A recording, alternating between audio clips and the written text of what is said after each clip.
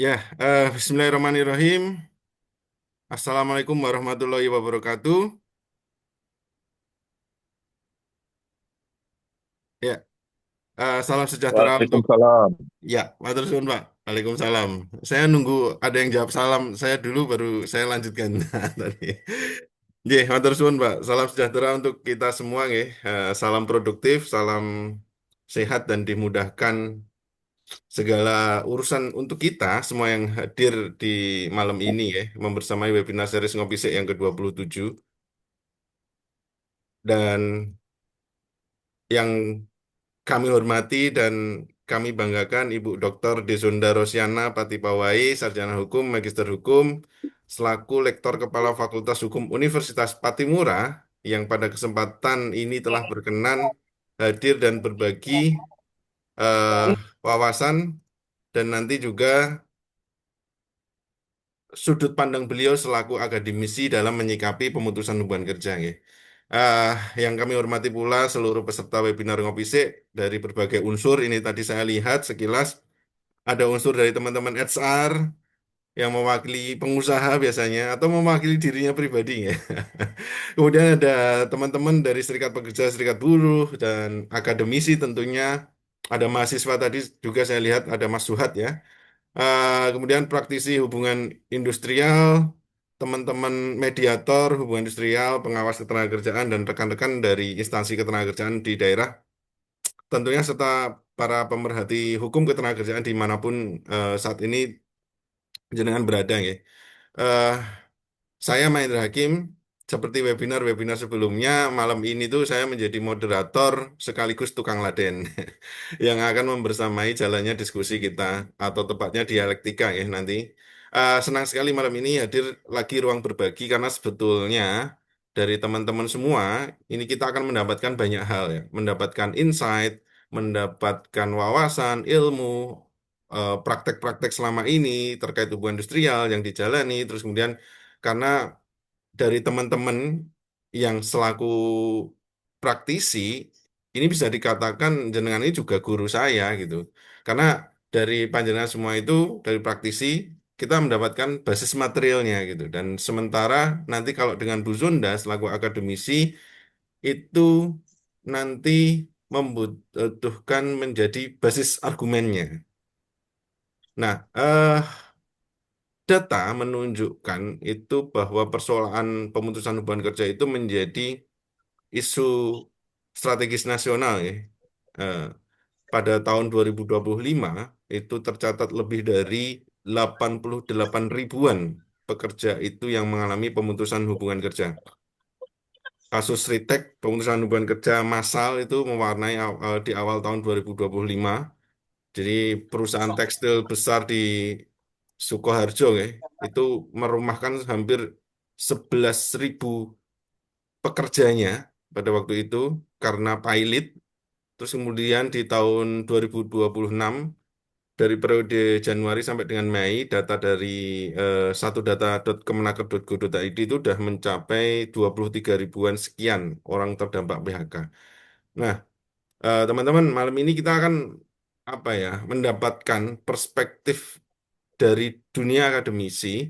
Kita akan melihat pemutusan hubungan kerja ini tidak hanya dilihat dari sudut pandang normatifnya ya, pasal per pasal, namun nanti juga dari teori hukumnya, terus kemudian filosofi PHK-nya sendiri seperti apa, terus kemudian nanti kita beranjak ke apa ya, dinamika hubungan industrial yang terus berubah ini ya, yang terus berkembang.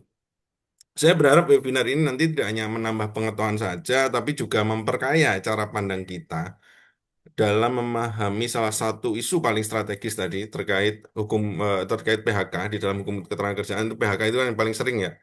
Apalagi kalau di dalam perselisihan hubungan industrial itu paling tinggi baik tingkat nasional maupun daerah itu paling tinggi secara jumlah ya itu adalah perselisihan PHK. Baru yang kedua itu perselisihan hak. Ya, sejalan dengan semangat ngopi sik, kita berbagi maka kita ada. Forum ini bukan hanya nanti untuk mendapatkan apa ya, hanya menerima saja sifatnya apa ya monolog, tapi nanti harusnya dialog ya. Jadi bukan nanti saya berharap sih teman-teman nanti tidak pasif hanya menerima paparan dari Bu Zonda, tapi nanti juga harapannya bisa menjadi pemantik untuk berdiskusi, bertanya, atau mungkin sedikit mengkritisi ya kebijakan ketenagakerjaan kita ya yang sudah ada ini, tapi tetap dengan santun ya kritiknya. Akhir kata saya mau mengajak semua ini untuk teman-teman untuk mengikuti dialektika ini dengan terbuka, aktif dan tentunya tetap dalam suasana santai yang berbobot ala ngopi sik seperti biasa. Untuk mengefektifkan waktu, ya mari kita masuki acara inti. Dengan penuh hormat saya persilahkan Bu Dr. Desunda Rosiana Patipawai untuk menyampaikan materi dengan tema PHK dalam perspektif akademisi, hukum, keadilan, dan bisnis. Ya, terima kasih Bu. Monggo untuk waktu dan screen saya persilahkan dan saya akan bantu untuk paparannya. Terima kasih Pak Hendra. Terima kasih untuk semua Bapak Ibu yang ada di dalam kegiatan webinar di saat ini. Assalamualaikum warahmatullahi wabarakatuh. Salam sejahtera Waalaikumsalam. bagi kita semua. Shalom, Om Swastiastu, Nama Budaya, Salam Kebajikan, Rahayu. Ya. Terima kasih atas kesempatan yang diberikan kepada saya yang sangat luar biasa, sehingga di saat ini saya bisa memberikan materi menyangkut PHK dalam perspektif akademisi hukum, keadilan dan bisnis. Ya, eh, kalau di Ambon memang udah jam setengah 10 ya, Pak Hendra ya. Ya, dan kebetulan juga kita masih kerja di kampus, jadi sampai saat ini masih berada di kampus. Yang pertama kita melihat bahwa pemutusan hubungan kerja itu merupakan salah satu isu sentral dalam hukum ketenagakerjaan karena menyangkut dua kepentingan yang sering kali bertentangan, ya, yaitu perlindungan hak pekerja dan keberlangsungan usaha perusahaan. Jadi di dalam praktik hubungan industri, PHK tidak hanya dipandang sebagai tindakan hukum yang mengakhiri hubungan kerja, tetapi juga sebagai fenomena sosial, ekonomi, bisnis yang berdampak luas terhadap pekerja, terhadap keluarga, perusahaan, bahkan stabilitas ekonomi nasional. Ya.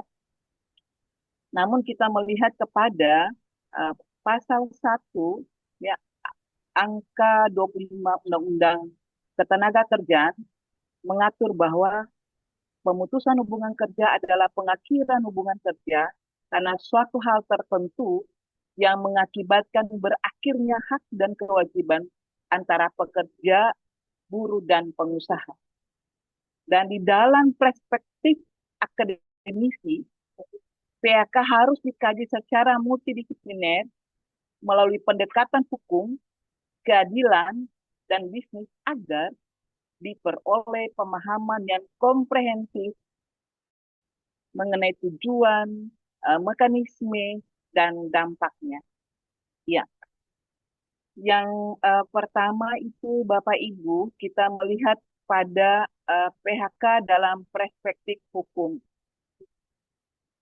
PHK dalam perspektif hukum, maka yang pertama kita melihat terkait dengan PHK sebagai instrumen hukum. Dari sudut pandang hukum, PHK merupakan tindakan hukum yang mengakhiri hubungan kerja antara pekerja dan pengusaha, dan oleh karena itu, PHK tidak dapat dilakukan secara sepihak tanpa dasar hukum yang jelas. Tujuan pengaturan PHK dalam hukum ketenagakerjaan Indonesia adalah melindungi pekerja dari tindakan sewenang-wenang, menjamin kepastian hukum bagi pengusaha, menciptakan hubungan industrial yang harmonis, menciptakan hubungan industrial yang harmonis, menjaga keseimbangan hak dan kewajiban para pihak.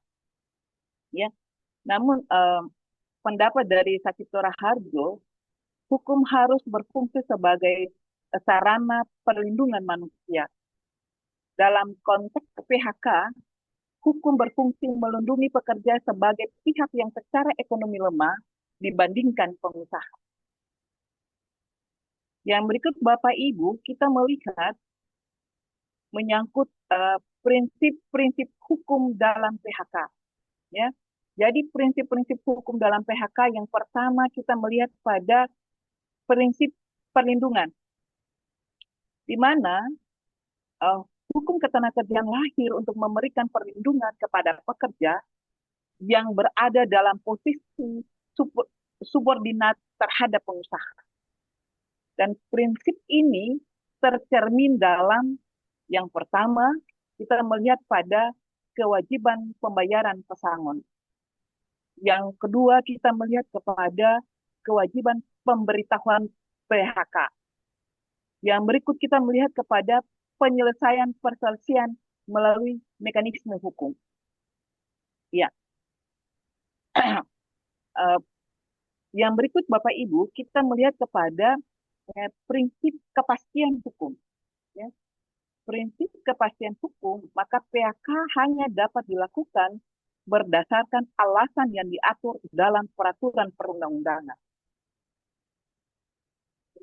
Dalam pasal 154A Undang-Undang Perubahan Undang-Undang Ketenagakerjaan ya 6/2023, di dalam pasal 81 angka 45 ya di situ termuat dalam pasal 154A yang berbicara terkait dengan peraturan perundang-undangan terhadap PHK itu.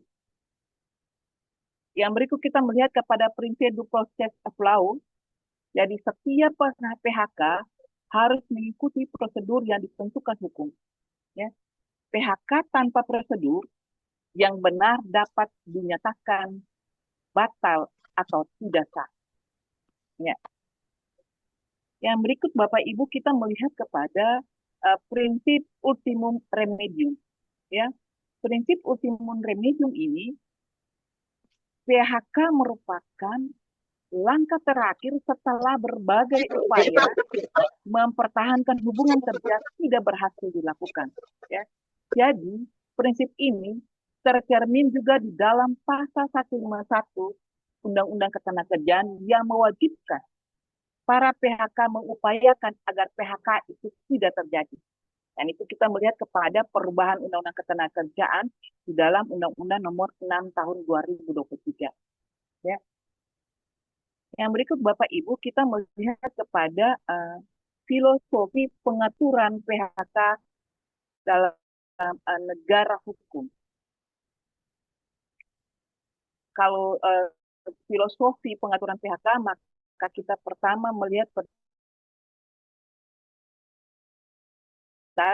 dasar Undang-Undang Dasar Negara Republik Indonesia.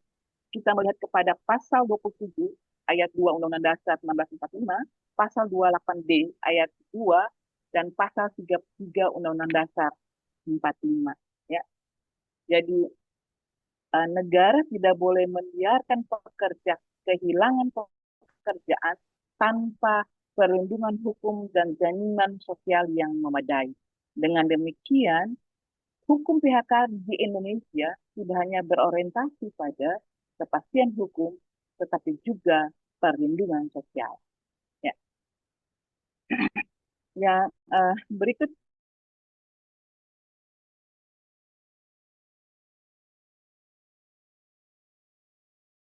Bapak Ibu, kita melihat kepada PHK dalam perspektif keadilan, maka yang pertama kita melihat kepada keadilan sebagai pengaturan PHK. Kalau kita melihat kepada keadilan sebagai dasar pengaturan PHK, maka PHK pada dasarnya merupakan persoalan keadilan karena menyangkut distribusi hak dan beban antara pekerja dan pengusaha. Dan menjadi pertanyaan mendasar adalah apakah PHK dilakukan secara adil? Ya. Apakah hak-hak pekerja itu telah diberikan secara layak? Dan apakah kepentingan perusahaan juga telah dipertimbangkan?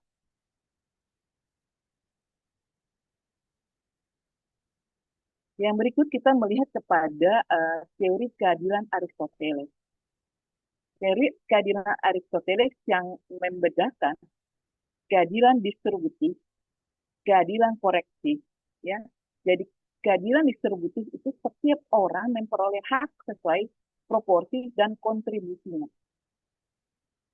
Dalam konteks PHK, dalam konteks PHK, pekerja yang memiliki masa kerja lebih lama memperoleh kompensasi lebih besar. Dan pekerja yang telah berkontribusi lebih lama berhak mendapatkan penghargaan masa kerja.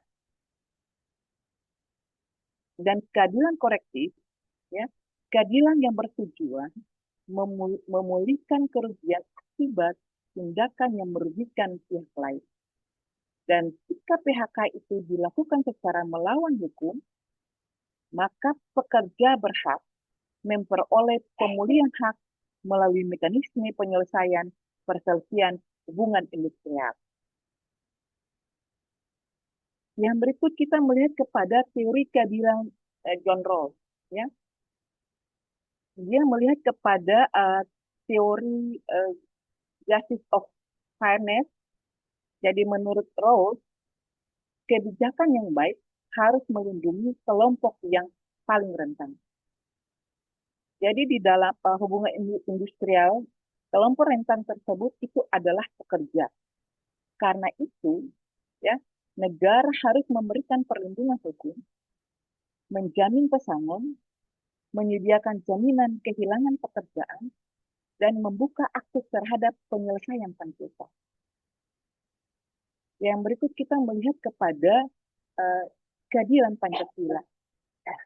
Jadi PHK harus dilaksanakan, PHK harus dilaksanakan sesuai dengan nilai-nilai Pancasila. Kita melihat kepada sila yang kedua, kemanusiaan yang adil dan beradab. Artinya PHK harus dilakukan secara manusiawi. Dan sila yang kelima adalah keadilan sosial bagi seluruh rakyat Indonesia. Artinya kebijakan PHK harus mempertimbangkan kesejahteraan pekerja dan keluarganya.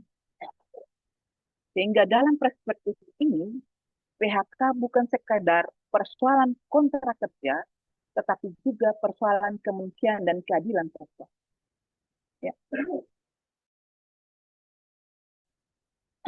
Yang berikut Bapak Ibu, kita melihat kepada PHK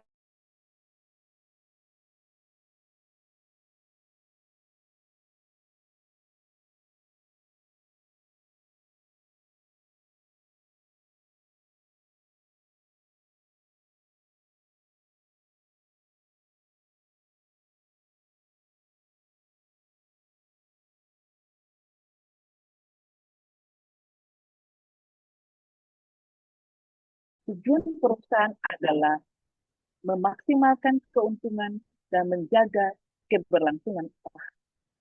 Namun efisiensi tidak boleh diartikan semata-mata sebagai pengurangan tenaga kerja.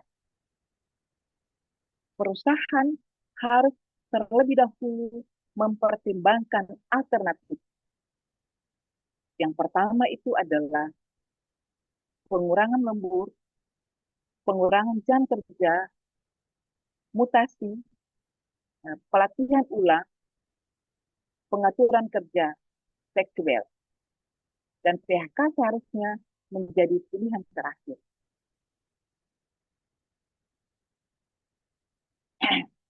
Yang berikut, Bapak Ibu, kita melihat pada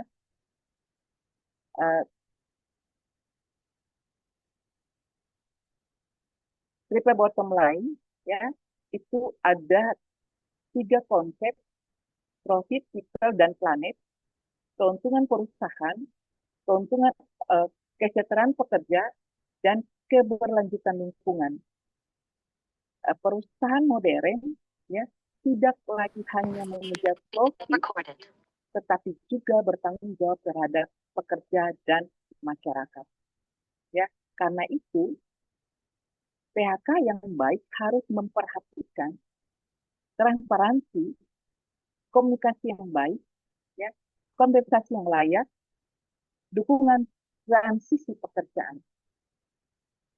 Yang berikut kita melihat kepada CCR, PHK masih tanpa memperhatikan dampak sosial dapat menurunkan. Yang pertama, reputasi perusahaan, Yang berikut adalah kepercayaan investor. Yang berikut adalah loyalitas pekerja, citra perusahaan, dan sebaliknya, PHK yang dilakukan secara etis akan meningkatkan kepercayaan publik terhadap perusahaan. Ya. Kita melihat Bapak Ibu, kalau dalam analisis akademi menyeimbangkan hukum, keadilan, dan bisnis, maka dalam perspektif akademik, ya, persoalan PHK tidak dapat dilihat hanya dari satu sudut pandang. Yang pertama, kita melihat kepada perspektif hukum. Perspektif hukum menekankan kepada legalitas, prosedur, dan kepastian hukum. Ya. Menjadi pertanyaan utama itu adalah apakah PHK itu dilakukan sesuai peraturan atau tidak. Ya.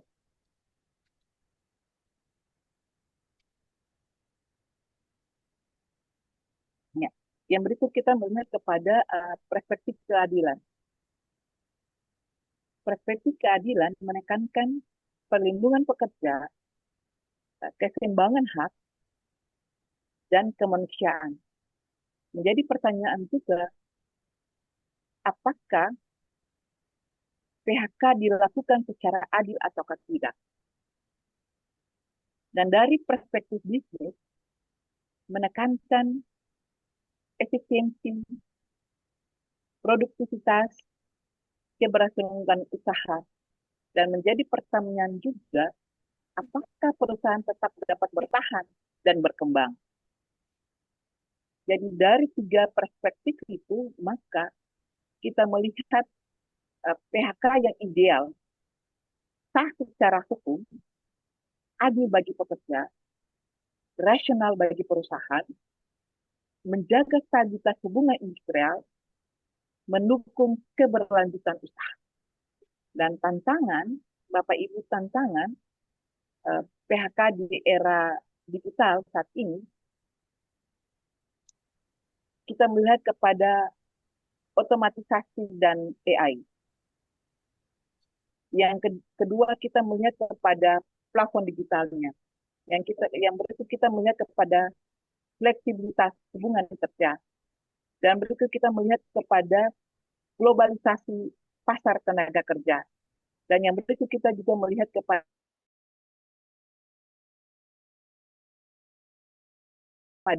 keseimbangan antara perlindungan. Karena itu, hukum ketenagakerjaan harus terus berkembang agar mampu menjawab dinamika dunia kerja modern. Ya. Bapak Ibu yang menjadi penutup ataupun kesimpulan, ya, dalam perspektif akademik PHK bukan sekedar tindakan mengakhiri hubungan kerja, ya, tetapi merupakan instrumen hukum yang harus dilaksanakan berdasarkan legalitas, keadilan, dan berkelanjutan bisnis. Dan hukum menuntut kepatuhan terhadap prosedur dan perlindungan hak pekerja, keadilan menghendaki penghormatan terhadap martabat manusia, sedangkan bisnis membutuhkan fleksibilitas untuk mempertahankan keberlangsungan usaha. Oleh karena itu, PHK yang ideal adalah PHK yang mampu menyeimbangkan kepentingan pekerja, pengusaha, dan negara dalam kerangka hubungan industrial yang harmonis, berkeadilan, dan berkelanjutan. Ya. Akhir daripada saya punya presentasi terkait dengan kegiatan ini, ya, PHK yang baik bukanlah PHK yang hanya menguntungkan perusahaan atau melindungi pekerja semata, melainkan PHK yang dilaksanakan secara sah, adil, manusiawi, dan tetap menjaga keberlangsungan usaha dalam semangat hubungan industrial Pancasila. Ya. Demikian ya yang dapat saya sampaikan.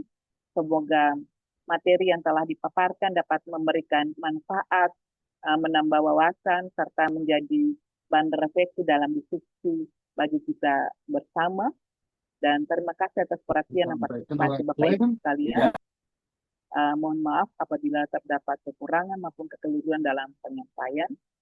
Wassalamualaikum warahmatullahi wabarakatuh. Salam sejahtera bagi kita semua. Salam. Om Swastiastu, nama budaya, salam kebajikan dan rahayu. Terima kasih, saya kembalikan. Iya, terima kasih Bu Zonda. Berikan apresiasi buat Dokter Zonda dengan emoticon yang ada di kolom Zoom meeting ya. Makasih Pak Zam.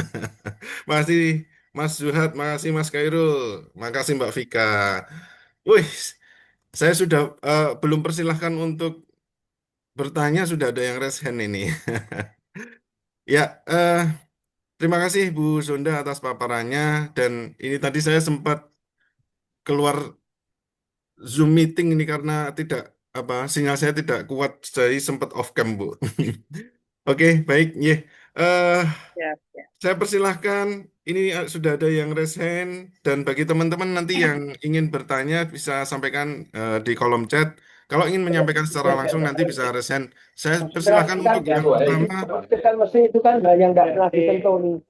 Nggak ada seminar. Dengarnya enggak, Bang? Ya, saya persilahkan untuk yang pertama Mas Khairul Eilen dari FSBMM. Nanti bisa diperkenalkan FSBMM itu apa kepanjangannya, Mas? Silakan. Siap, siap. Baik. Bismillahirrahmanirrahim. Assalamualaikum warahmatullahi wabarakatuh. Izin untuk Waalaikumsalam. bertanya.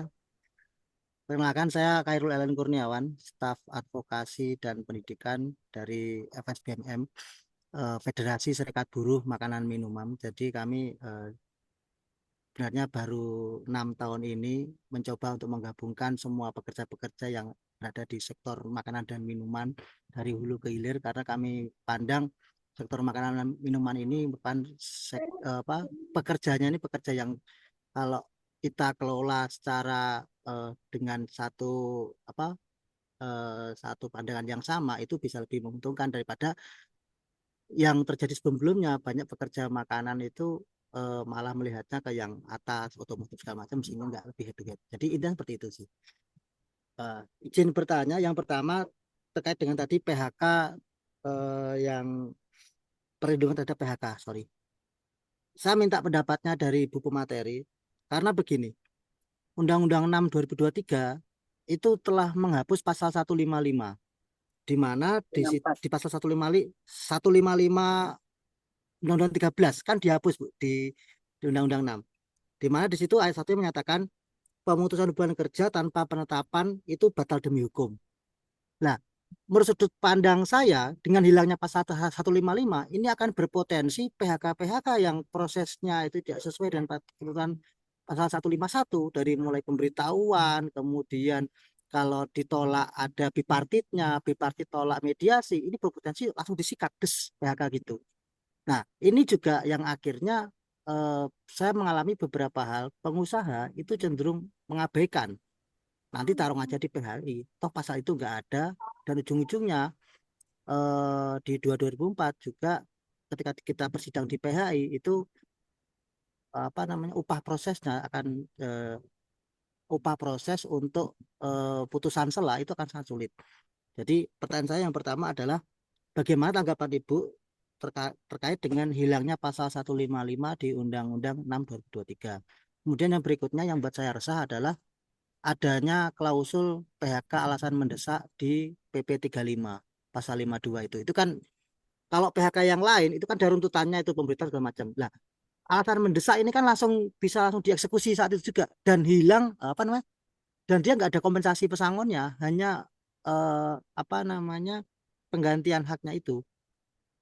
Nah, bagaimana pandangan Ibu melihat fenomena PHK alasan mendesak itu terkait dengan dia tanpa proses, terus tanpa ada proses pemberitahuan, tidak memberikan ruang untuk bipartit karena bisa langsung dieksekusi PHK-nya. Kemudian yang kedua juga penjelasan dari PP 35 itu tidak secara tegas menyatakan hal-hal seperti apa yang bisa diatur menjadi alas PHK dan mendesak. Saya ada beberapa PKB di perusahaan makanan minuman yang kebetulan juga bukan anggota kami, itu malah dia PHK dan mendesak itu dari A sampai Z tambah AA gitu. Jadi banyak banget semua dikatakan alasan mendesak karena memang di PP 35 itu kan memberikan ruang seperti itu. PHK alasan mendesak dapat diatur dalam PP atau PKB. Jadi dua itu saja Bu, mohon pendapatnya terkait dengan hilangnya pasal 155 dan juga PHK alasan mendesak. Terima kasih. Mau langsung ditanggapin Ibu atau untuk beralih ke pertanyaan selanjutnya dulu? Tergantung. Terserah dari Pak Hendra. Oh gitu Bu, baik Bu. Saya persilahkan aja Bu, nanti bisa langsung berdiskusi mumpung Ya, Mas Khairul saya spotlight ini. oke. Langsung saya jawab ya. Ya, Terima kasih. Terima kasih Pak Mas ya, Pak Cairul. Oke. Eh, Pasal 55 yang diatur di dalam Undang-Undang Cipta Kerja, pasal 55 Undang-Undang Tenaga Kerja itu sudah dihapus.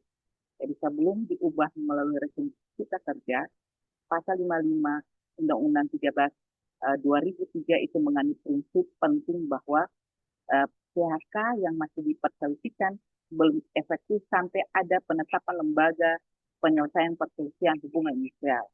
Jadi selama proses sengketa berlangsung, pengusaha dan pekerja wajib tetap melaksanakan kewajibannya. Jadi pekerja tetap memperoleh upah dan hak-hak lainnya, ya.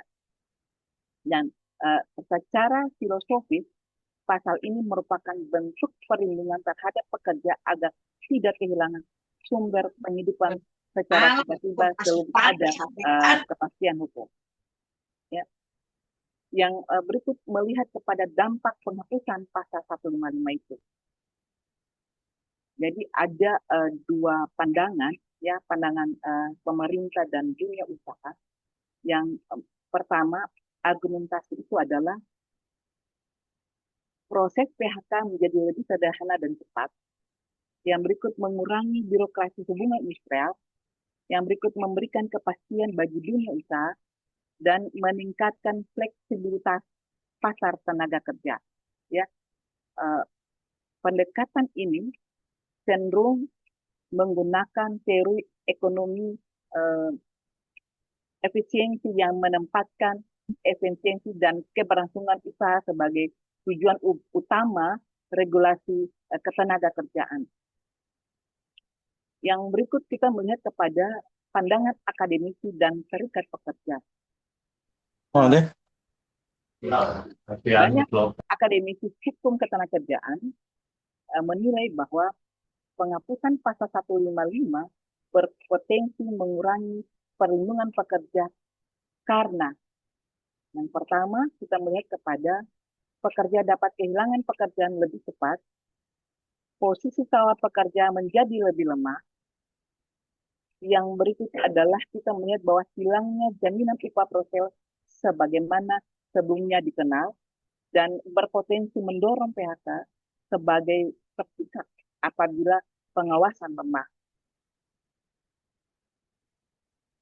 Yang berikut, apakah benar tidak ada lagi pesangon? Secara normatif, pernyataan bahwa tidak ada lagi pesangon itu kurang tepat. Kita melihat kepada pasal 156 Undang-Undang Ketenagakerjaan, ya, yang sudah dirubah dengan Undang-Undang Cipta Kerja itu 6/2003, dalam hal terjadi PHK, pengusaha wajib membayar uang pesangon dan atau uang penghargaan masa kerja serta uang penggantian hak. Yang menjadi kritik itu adalah besar pesangon pada beberapa alasan PHK lebih rendah dibandingkan rezim sebelumnya. Sebagian kompensasi dialihkan melalui skema jaminan kehadiran pekerjaan dan terdapat pengurangan beban finansial perusahaan dibanding pengaturan sebelum Cipta Kerja. Jadi dengan demikian, yang terjadi bukan penghapusan pesangon melainkan perubahan struktur dan besarnya kompensasi. Yang berikut, apakah diparti menjadi tidak penting? Secara hukum diparti tetap wajib dilakukan. Kita melihat kepada pasal Undang-Undang Nomor 2 2004 tentang penyelesaian perselisihan hubungan industrial, ya, pasal 3 masih mewajibkan penyelesaian perselisihan melalui perundingan bipartit terlebih dahulu sebelum mediasi atau pengadilan hubungan industrial. Namun kritiknya itu juga adalah penghapusan pasal 155 menyebabkan posisi pekerja dalam perundingan bipartit menjadi sudah sekuat sebelum karena ancaman kehilangan pekerjaan dapat terjadi lebih cepat. Akibatnya secara sosiologis, pekerja mungkin terdorong menerima kesepakatan yang kurang menguntungkan karena pertimbangan kebutuhan ekonomi. Yang berikut kita melihat kepada kritik terhadap PP nomor 35/2021. Dalam berbagai diskursus akademis, terdapat beberapa catatan terhadap PP nomor 35 tahun 2021. Yang pertama, melihat kepada dominasi pengaturan teknis. Ya. Banyak norma penting mengenai PHK dipindahkan dari undang-undang ke peraturan pemerintah sehingga menimbulkan kritik mengenai berkurangnya kepastian hukum. Dan yang kedua, kita melihat kepada formula kompensasi yang kompleks. Perhitungan pesangon berbeda-beda berdasarkan alasan PHK sehingga sering menimbulkan perbedaan penafsiran antara pekerja dan pengusaha. Yang berikut juga kita melihat kepada belum menjawab seluruh persoalan praktik. Jadi dalam praktek hubungan industrial masih muncul perdebatan mengenai kapan PHK efektif berlaku, hak pekerja selama sengketa, pelaksanaan bipartit yang hanya formalitas, dan efektivitas pengawasan ketenagakerjaan. Saya merasa itu yang bisa disampaikan. Terima kasih. Ya, terima kasih Bu Sonda. Mas Khairul, gimana Mas? Masih ada tanggapan? Izin Pak, mohon maaf tadi yang saya tanyakan itu pendapat tentang hilangnya pasal 155 ayat 1. Itu kan di situ ada 155 ayat 1 kan PHK tanpa penetapan batal demi hukum. Nah, kalimat itu kan ikut dicabut. Satu gerbong 155 dicabut. Nah, sekarang pertanyaan saya, apabila eh, pengusaha melakukan PHK tanpa mengikuti rentetan ketentuan yang ada di pasal 151 itu bagaimana? Kan dulu kan kalau dulunya pasal dengan adanya pasal 155 ayat 1 itu maka seluruh proses PHK dari mulai bipartit, mediasi sampai ke PHI itu bisa tercover di situ karena kalau PHK tanpa penetapan dari PHI batal demi hukum. Artinya kalau nggak sepakat maka harus ke PHI. Nah sekarang dengan hilangnya pasal itu 155 ayat 1 itu bagaimana nanti ketika ada pengusaha udahlah kamu mau nolak nggak nolak tak kasih PHK. Apakah PHK-nya itu batal atau tidak atau bagaimana kan gitu. Bentuk perlindungan negara atau aturan terkait dengan hilangnya pasal 151 ayat 1-nya. Terima kasih. Mungkin itu Pak Mahendra. Terima kasih. Ya, Bu Sonda, seperti itu maksudnya Mas Khairul, Ya, Ibu. terima kasih. Ya, saya lanjut ya. Ya, Jadi menurut saya, penghapusan pasal 155 ayat 1 Undang-Undang 13 2003 itu melalui rezim Cipta Kerja dan kemudian ditegaskan dalam Undang-Undang Cipta Kerja yang merupakan salah satu perubahan mendasar dalam sistem perlindungan pekerja Indonesia. Jadi pasal tersebut sebelumnya mengandung norma bahwa PHK tanpa penetapan lembaga penyelesaian perselisihan hubungan industrial adalah batal demi hukum. Norma ini memiliki fungsi perlindungan yang sangat penting karena memberikan jaminan bahwa pekerja tidak dapat kehilangan, ya, maaf ada telepon masuk, jadi saya ulangi, jadi norma ini memiliki fungsi perlindungan yang sangat penting karena memberikan jaminan bahwa pekerja tidak dapat kehilangan pekerjaan secara sia-sia tanpa melalui proses hukum yang sah. Ya. Jadi dari perspektif hukum ketenagakerjaan, hilangnya pasal 155 ayat 1 itu menunjukkan adanya pergeseran paradigma dari pendekatan perlindungan pekerja. Jadi menuju pendekatan fleksibilitas hubungan kerja. Jadi perubahan ini memang dapat dipahami sebagai upaya pemerintah untuk menciptakan kemudahan berusaha dan meningkatkan investasi. Namun, pada saat yang sama berpotensi mengurangi perlindungan preventif yang selama ini dimiliki pekerja. Ya. Demikian. Ya, Mas Terima Khairul. kasih. Saya Baik, bisa terima kasih. Lanjut yang lain dulu, kayaknya banyak yang ngantri soalnya. Lanjut aja, Pak. Makasih. Baik. eh saya lanjutkan saja. Berikutnya Pak Zamhari. Wah, monggo Pak, guru saya ini. Izin Pak. Terima kasih Pak Mahendra. Saya juga sedikit tadi sebetulnya apa yang disoroti oleh Pak Khairul itu hampir ya gini. Sedikit Bu di Yunda ya itu. Kalau di dalam sedikit akan menambahkan aja, tapi nanti Pak Mahendra juga hebat juga itu kan. Sekira saya itu sekarang istilahnya kalau di Jawa itu Bu, itu sudah kebo nyusu gudel.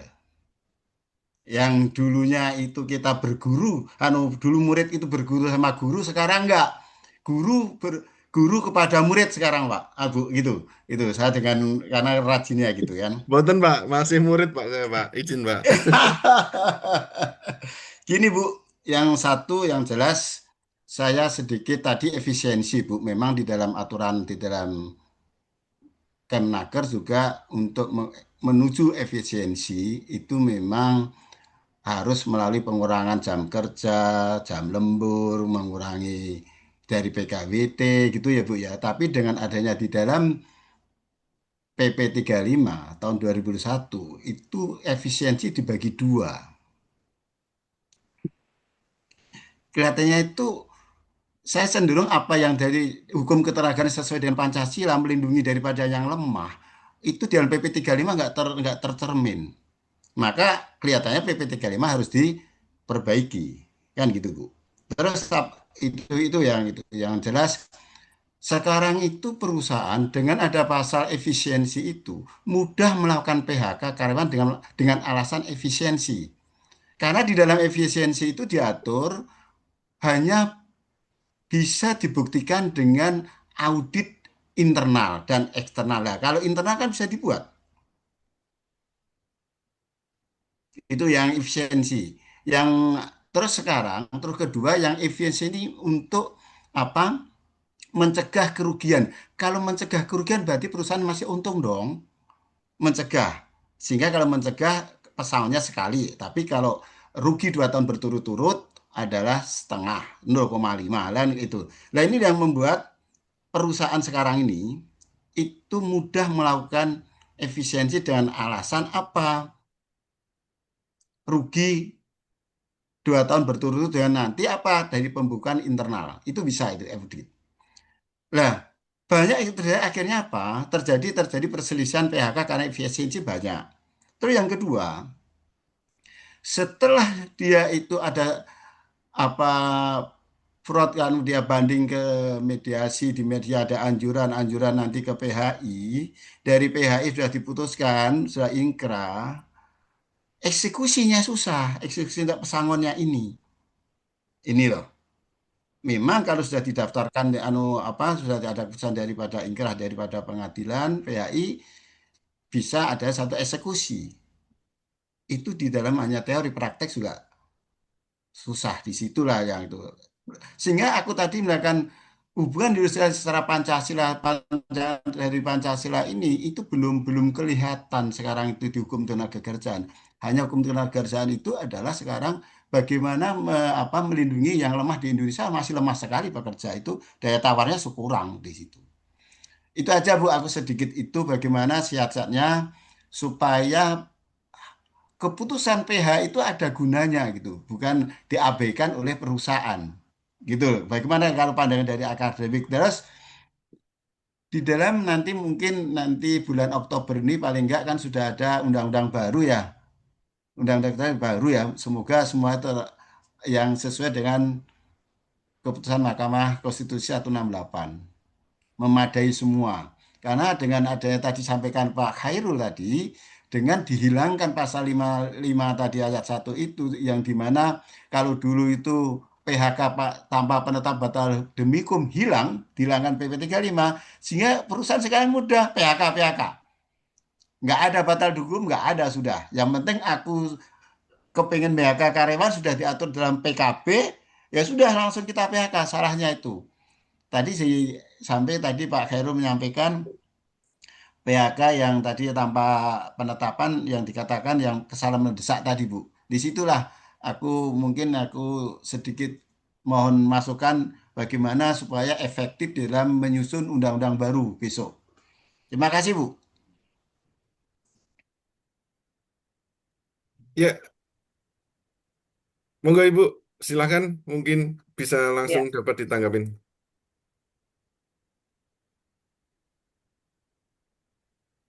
Yang pertama tadi perihal soal ya, PHK karena alasan efisiensi, Bu. Di PP 35 tahun 2021 itu ada dibedakan efisiensi karena perusahaan mengalami kerugian dan efisiensi untuk mencegah kerugian. Nah, makna mencegah ini kan tadi oleh Pak Zam dimaknai bisa jadi perusahaan ini masih untung gitu. Tapi untuk meningkatkan profit lebih lagi di PHK lah itu orang-orang yang mungkin masuk kategori tidak produktif, bisa jadi Bu, seperti itu Bu, batasan-batasan efisien itu sejauh mana. Terus kemudian terkait eksekusi pesangon ketika putusan PHI maupun Mahkamah Agung yang menyatakan bahwa tergugat dalam hal ini pengusaha harus membayarkan uang pesangon beserta turunannya, itu hanya istilahnya menang di atas kertas, kurang lebih seperti itu ya Pak Zam, eksekusinya bagaimana ini Betul gitu. betul betul betul.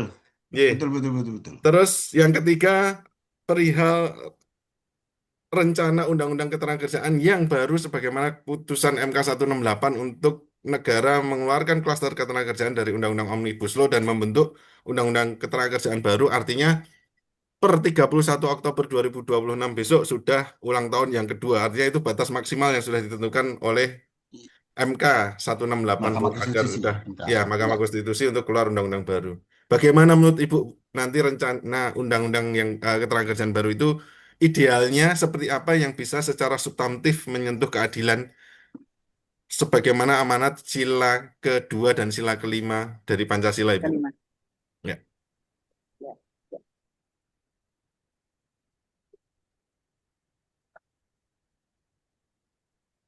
Dengar ya, dengar ya Pak.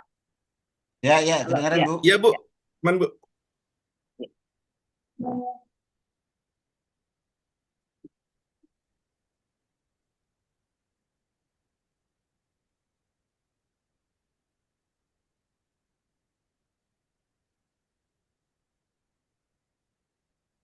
Ya, tadi pertanyaan terkait dengan efisiensi dalam PP nomor 35 tahun 2021, kita melihat kepada secara normatif, ya PP 35 2021 itu menggunakan PHK karena efisiensi itu menjadi beberapa kondisi, ya efisiensi yang diikuti penutupan perusahaan, efisiensi untuk mencegah kerugian perusahaan, dan efisiensi karena keadaan tertentu yang mempengaruhi keberlangsungan usaha.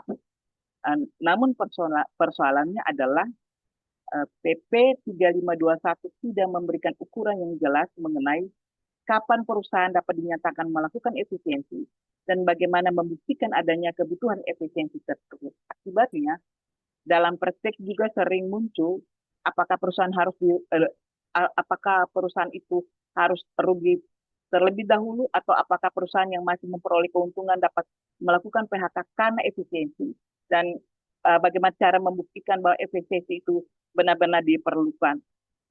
Ya, uh, menurut pandangan saya, alasan efisiensi tidak boleh hanya didasarkan pada pernyataan sepihak pengusaha, maka harus ada bukti objektif dan terukur. Ya, yang berikut jika perusahaan itu masih untung, ini yang menjadi perdebatan besar secara bisnis. Perusahaan mendapat berargumen bahwa efisiensi itu dilakukan untuk menjaga daya saing, menghadapi perubahan teknologi, mencegah kerugian di masa depan.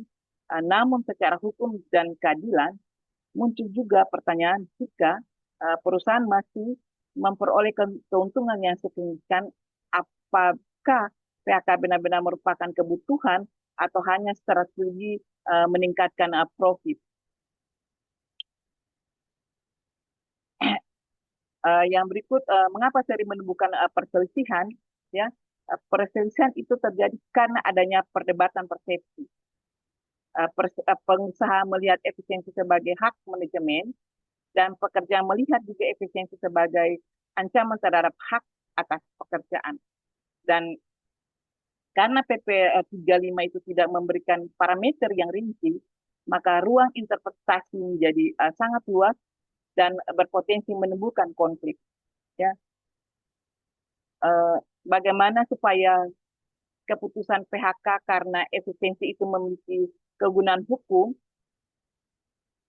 maka menurut saya bahwa ada beberapa cara yang perlu diterapkan dalam pembentukan regulasi ke depan.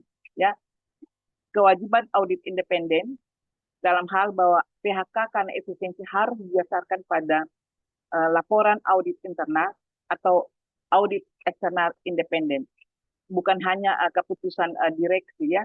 Dan kewajiban membuktikan alternatif non PHK, perusahaan harus menunjukkan bahwa setelah mencoba pengurangan lembur, pengurangan jam kerja, mutasi, pensiun dini dan sebagainya. Yang berikut adalah pengawasan negara. Dinas Ketenagakerjaan perlu diberi kewenangan melakukan verifikasi atas alasan efisiensi sebelum PHK itu dilaksanakan. Yang berikut, rekomendasi penyusunan undang-undang baru sementara tadi disampaikan bahwa akan nanti diterbitkan. Sebagai akademisi juga dapat mendawarkan beberapa gagasan pembaruan hukum, merumuskan definisi efisiensi secara tegas, misalnya yang mewajibkan audit keuangan sebagai alat utama, menghidupkan kembali mekanisme perlindungan preventif yang sama atau mirip semangat dengan pasal 155 yang sudah dihapus itu. Dan yang berikut adalah memperkuat perundingan bipartit dengan kewajiban keterbukaan informasi keuangan yang relevan. Yang berikut menyangkut eksekusi pesangon dalam perspektif hukum ketenagakerjaan. Salah satu persoalan tersebar dalam praktek PHK itu di Indonesia bukan lagi pada penetapan hak pesangon, melainkan pelaksanaan atau eksekusi pembayaran pesangon setelah adanya kesepakatan atau putusan yang berkekuatan hukum tetap. Jadi yang pertama melihat kepada permasalahan eksekusi pesangon dalam praktek itu sering terjadi pekerja menang di pengadilan hubungan industrial, putusan telah berkekuatan hukum tetap atau inkra, dan jumlah pesangon telah ditetapkan, tetapi perusahaan tidak melaksanakan pembayaran secara sukarela. Ya, akibatnya pekerja harus mengajukan permohonan eksekusi ke pengadilan. Yang berikut juga adalah kelemahan sistem eksekusi. Jadi putusan menang belum tentu uang itu diterima. Dalam ya, yang berikut adalah perusahaan tidak memiliki aset yang cukup. Ya, yang berikut adalah yang tadi terkait dengan perspektif akademis bahwa hukum yang baik tidak hanya diukur dari isi normanya, ya, tetapi juga dari kemampuan norma tersebut untuk dilaksanakan. Dalam konteks pesangon, persoalan utama bukan terletak pada hak pesangon yang sudah diatur, tetapi pada efektivitas pelaksanaan hak tersebut. Karena itu, perlindungan pekerja tidak cukup hanya melalui putusan pengadilan, melainkan harus menjamin bahwa putusan tersebut dapat dieksekusi secara efektif.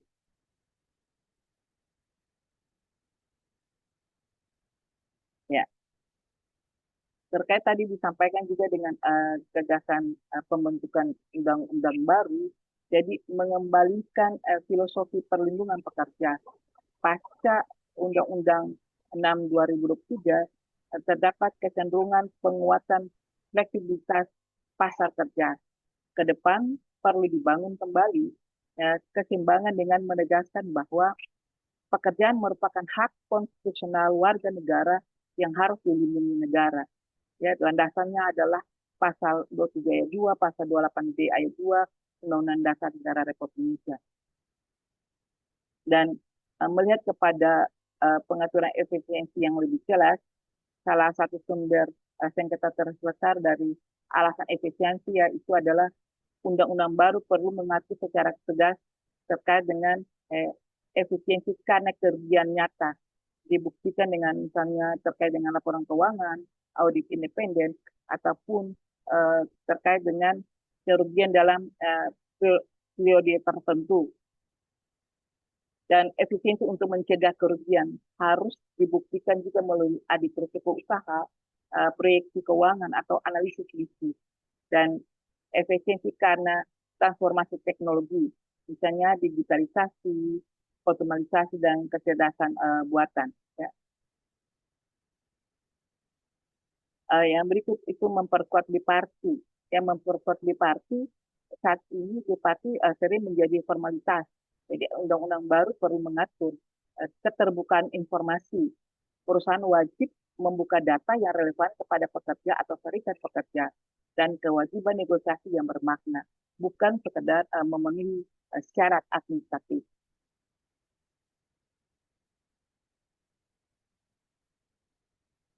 Ya, saya merasa itu yang bisa disampaikan. Terima kasih. Ya, terima kasih Bu Zonda.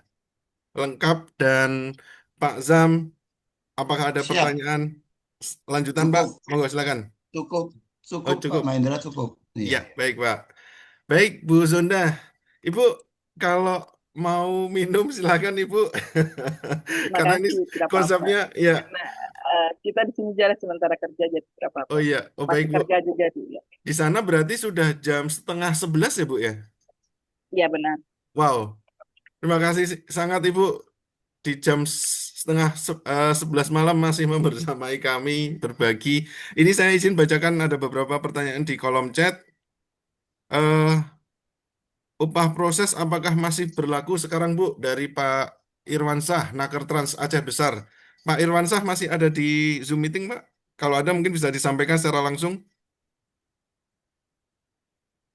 Baik, Assalamualaikum warahmatullahi wabarakatuh. Waalaikumsalam, Pak.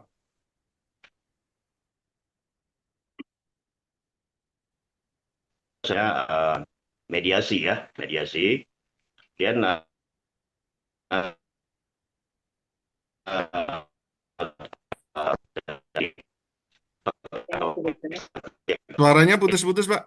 Mungkin bisa di-off-kan cam-nya, kameranya dimatikan saja, Pak, biar menghemat sinyal. Ya, silakan, Pak.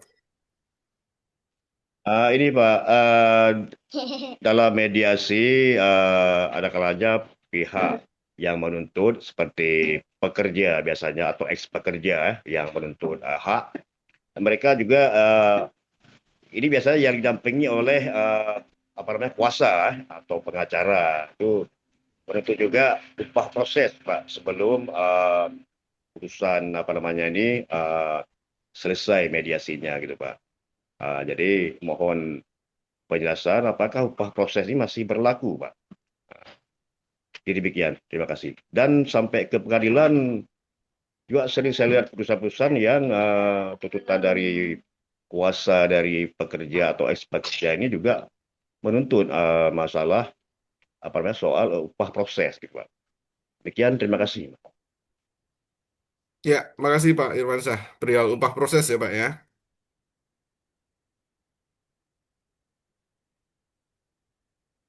Karena amanat dari ketentuan normanya sepanjang pemutusan hubungan kerjanya belum berkekuatan hukum tetap atau belum ingkrah, maka para pihak harus melaksanakan kewajiban. Kalau dari sisi pengusaha, kewajiban di sini memaknai termasuk membayar upah dan hak-hak lainnya ya, Pak. Hak-hak lainnya itu ya semacam iuran BPJS ketenagakerjaan, kesehatan. Nah, itu nggak boleh dinonaktifkan gitu kan, sepanjang belum ada putusan PHK yang berkekuatan hukum tetap. Kurang lebih seperti itu. Nah, apakah upah proses ini masih berlaku, Bu Zonda? Iya.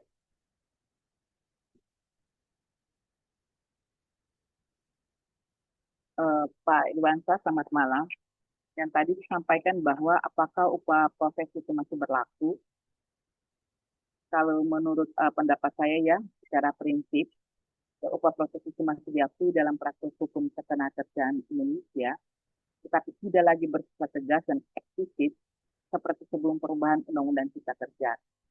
Dan kalau kita melihat kepada uh, apa itu posisi masih berlaku, ketika dikatakan masih berlaku artinya bukan hilang dan dari sistem hukum, dan tetapi eksistensinya bergeser dari norma eksplisit ke praktek jurisprudensi dan asas hukum.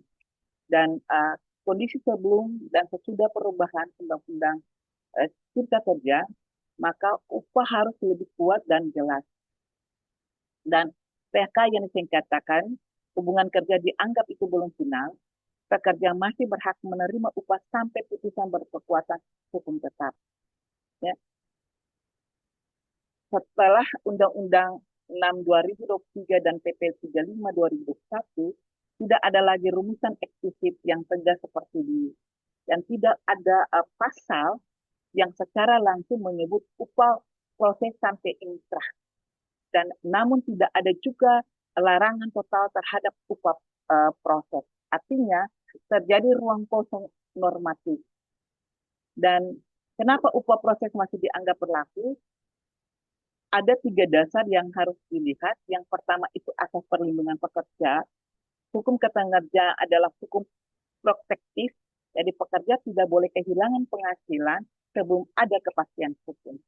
Yang berikut adalah due process of law, PHK belum final sebelum ada putusan PHI. Jadi selama masih sengketa status hubungan kerja masih diperdebatkan. Dan berikut adalah melihat kepada jurisprudensi PHI dan Mahkamah Agung, banyak putusan masih mengabulkan upah proses, membatasi atau menyesuaikan kondisi kasus. Jadi upah proses di praktek peradilan bukan hanya undang-undang, namun menjadi kesimpulan itu adalah bahwa upah proses masih berlaku dalam arti sebagai doktrin dan praktek judisial, tetapi tidak lagi memiliki pengaturan eksplisit yang kuat dalam undang-undang pasca undang-undang Cipta Kerja, sehingga penerapannya sangat bergantung pada penafsiran hakim berdasarkan asas perlindungan pekerja itu sendiri. Demikian Pak Hendra.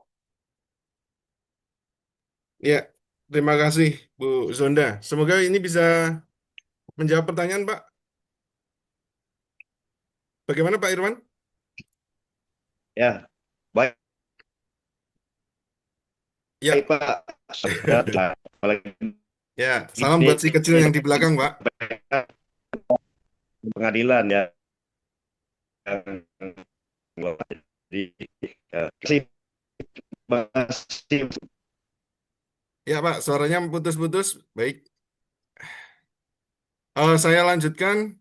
Ini ada pertanyaan sambungan. Saya lihat istilah upah proses itu muncul di regulasi apa aja dari Pak Mufti. Pak Hidayat Mufti bisa on mic, on cam, Pak. Mumpung pertanyaannya masih seputar upah proses nih, Pak. Iya, terima kasih. Ya, itu baru kali ini saya dengar ada istilah upah proses ya.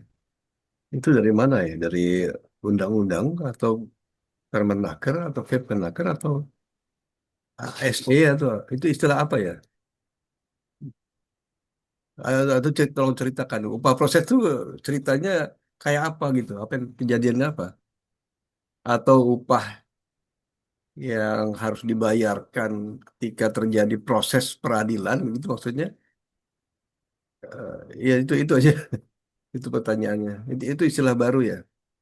Saya kalau istilah baru jadi bingung saya kalau nggak pernah dimention di undang-undang itu gitu ya.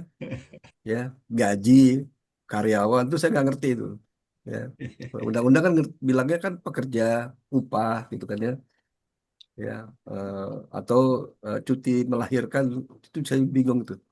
Ya. Itu istilah upah proses tuh di mana ya? Itu aja. Makasih. Nah, ini Mas Khairul nambahin upah yang belum dibayarin mungkin. Jangan mungkin-mungkin, yang pasti-pasti aja. Ya pasti. Ya baik, kita tanyakan Bu Zonda. Ya, Baik Bu, terima kasih. monggo Bu. Ya. Pak Zam kalau nanti mau turut menimpali atau menyampaikan pendapatnya monggo loh Pak. Ini kita ini aja ya Bu Zonda. Kita diskusi Ya, ya, bareng-bareng ya, sama ada praktisi ya, juga. ya, ya. Ada Pak Zam juga nih guru saya. Monggo Bu. Ya, terima kasih Pak Hendra, terima kasih Pak Sam. Terkait dengan tadi ditanyakan terkait dengan upah proses itu dalam regulasi apa, ya. Jadi eh, istilah upah proses tidak lagi muncul secara eksekutif dalam Undang-Undang Ketenagakerjaan yang berlaku saat ini, tetapi sebelumnya pernah dikenal dalam Undang-Undang 13 2003 dan masih hidup dalam praktek jurisprudensi. Di dalam regulasi lama Undang-Undang 13 2003, ya, pada rezim awal Undang-Undang Ketenagakerjaan, konsep upah proses dikenal kuat dalam praktek hukum PHI yang lahir dari pasal 145 ayat 2 dan 3, ya, sebelum perubahan, yang ada prinsipnya mengatur bahwa selama PHK belum berkekuatan hukum tetap, pekerja masih dianggap bekerja sehingga upah tetap dibayarkan. Dari sinilah istilah upah proses berkembang secara hukum dan praktek. Namun dalam regulasi saat ini, Undang-Undang 6 2023 dan PP 35, fakta normatif tidak ada istilah upah proses secara eksplisit. Tidak ada pasal yang secara tegas menyebut kewajiban upah sampai inkrah. Namun, masih ada pengaturan upah dalam konteks hubungan kerja dan PHK. Jadi, kita melihat bahwa hukum saat ini upah proses berada dalam posisi norma tidak tertulis dalam hukum ketenagakerjaan, artinya tidak disebut eksplisit dalam undang-undang, tetapi masih digunakan oleh hakim PHI dalam beberapa putusan bergantung pada asas perlindungan pekerja, asas kepastian hukum, dan asas due process law. Mungkin saya bisa tambahkan lagi mengapa upah proses tetap muncul dalam putusan, karena dasar argumentasinya adalah hubungan kerja belum final, PHK dianggap belum berkekuatan hukum sebelum putusan inkrah, dan asas perlindungan pekerja, pekerja tidak boleh kehilangan penghasilan tanpa kepastian hukum. Dan jurisprudensi itu beberapa putusan PHI dan Mahkamah Agung masih mengabulkan upah proses penuh, membatasi misalnya dalam waktu 6 bulan dan atau menolak tergantung kasus. Ya. Jadi upah proses tidak lagi muncul sebagai norma eksplisit dalam regulasi ketenagakerjaan pasca Undang-Undang Cipta Kerja, tetapi tetap tinggi sebagai doktrin hukum yang dan jurisprudensi dalam praktek pengadilan hubungan industrial berdasarkan asas perlindungan pekerja dan due process law. Terima kasih. Iya, makasih Bu Zonda. Ada tambahan ini dari Pak Pak Indra, Ardian. aku sedikit Iya Pak, monggo Pak. nambahin sedikit. Ya. Monggo Pak. Terima kasih ya Bu Dianda ya, itu upah proses terakhir itu dengan ada pasal 155 tadi. Ya. PHK tanpa ada penetapan batal demi hukum. Lah itu loh. Dari situ maka dulu dikenal nama upah proses. Lah upah proses sampai ada penetapan yang ingkrah lah itu akhirnya terlalu lama sehingga keluarlah putusan Mahkamah Konstitusi nomor 37 tahun 11 yang membatasi upah proses paling lama 6 bulan kan gitu loh. Iya. Itu yang nah sekarang yang jadi masalah di dalam Undang-Undang 6 tahun 2023 itu tidak mengatur lagi di dalam upah proses karena di dalam Undang-Undang 6 tahun 2003 menghapus pasal 55 ayat 1 kan gitu ya. Kan itu kan sehingga perusahaan itu langsung bisa PHK tadi yang kita sampaikan tadi. Apakah upah proses masih berlaku kalau di dalam MK 37 tahun 2011 upah proses tetap berlaku. Itu tapi itu untuk mengoreksi pasal 55 Undang-Undang 13. Kan itu ya. Itu ya sedikit saya punya pandangan seperti itu. Oke, terima kasih. Gitu aja Pak Mandra. Matur suwun, Pak Mufti. Jadi seperti itu, Pak. Jadi pada prinsipnya upah proses itu pada dasarnya muncul menjadi hak yang dibayarkan kepada pekerja sepanjang proses penyelesaian persisian PHK-nya itu belum memiliki kekuatan hukum tetap atau belum ada penetapan kan gitu. Nah, kan tadi Pak Zam bicara soal historinya nih tadi. Ada putusan MK nomor 37 tahun 2011 11. selaku in abstraktonya, kemudian in concretonya itu ada surat edaran Mahkamah Agung yang memberikan batasan 6 bulan. SEMA nomor 3 tahun 2015 yang ditambahkan oleh Pak Ardian Savendra, ya Pak ya. Nah, Mm-mm. kurang lebih seperti itu. Jadi pada prinsipnya sepanjang belum ada penetapan atas PHK-nya tersebut sah atau belum sah, Mbak ya, hak atas upah pekerja itu dibayarkan, Pak. Jadi disebut tambahnya upah proses, Pak. Jadi bukan upah karena melaksanakan pekerjaan ya, Pak ya. Nah, pertanyaannya adalah bagaimana kalau memang kalau kalau misalnya dalam proses penyelesaian pekerjaan di skorsing nih pekerja, asas no work no pay-nya ini kan jadi nggak berlaku kan? Dia sudah nggak bekerja tapi dibayar upahnya nih gitu kan, karena yang memiliki kehendak untuk tidak mempekerjakan si pekerja itu adalah dari sisi pengusahanya, makanya diskorsing. Nah, biasanya skorsing itu ditentukan batas waktunya itu biasanya di kaidah hukum otonom di perjanjian kerja atau peraturan perusahaan atau PKB. Di skorsing itu menuju PHK misalnya dalam jangka waktu 1 bulan atau 2 bulan, nah kayak gitu biasanya upah skorsing. Tapi bagaimana ketika pekerja itu tidak melaksanakan pekerjaannya karena memang dia tidak ingin bekerja. Nah, bukan karena dari sisi pengusahanya yang tidak mempekerjakan. Apakah layak nih pekerja dapat upah proses? Nah, kan gitu Pak. Misalnya mangkir nih Pak. Atau mutasi deh. Misalnya mutasi. Mutasinya masih diperselisihkan nih. Perselisihan PHK karena alasannya PHK-nya masih dipertentangkan. Yang satu berpendapat bahwa mangkir 5 hari, yang satu berpendapat karena alasan PHK yang lain, karena mutasinya tidak layak dan patut masih diperselisihkan. Terus pekerjanya minta upah gitu. Nah, ini apakah nanti upah proses itu juga bisa diberikan? Nah, ini saya jadi ingat disertasinya Bu Fitriana ya Pak ya, upah proses nih. Ya, Fitriana. Bagus. Gini, Tapi Dek, ya, kalau kalau saya upah proses tidak langsung muncul.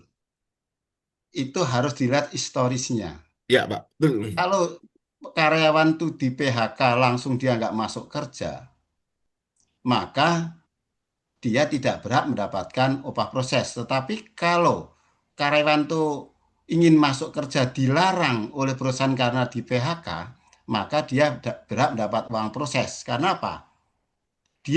Karena di dalam undang-undang kan sebelum ada penetapan tetap PHK yang keputusan yang bersifat tetap, ingkrah, kedua belah pihak kalau bisa menjalani kewajiban masing-masing.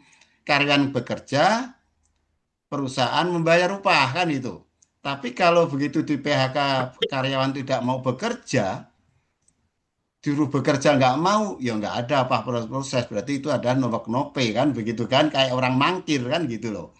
Ya Tapi Pak. kalau karyawan itu mau bekerja, perusahaan itu melarang, lah itu berarti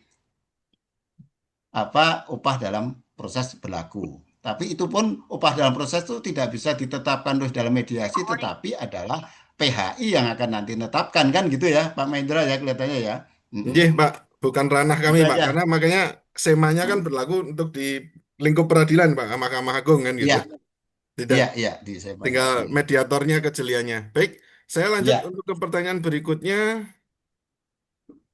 dari Pak Denny F. Dani. Izin bertanya bagaimana karyawan fraud tetapi langsung di PHK belum terbukti secara sah menurut hukum dan belum ada putusan pengadilan. Pertanyaannya menurut pendapat hukum dan apakah masih ada hak pesangon selagi belum ada putusan pengadilan?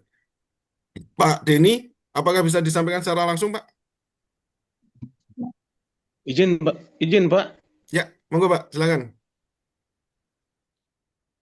Terima kasih yang tadi disampaikan, pertanyaan yang disampaikan di lewat eh, Zoom tadi.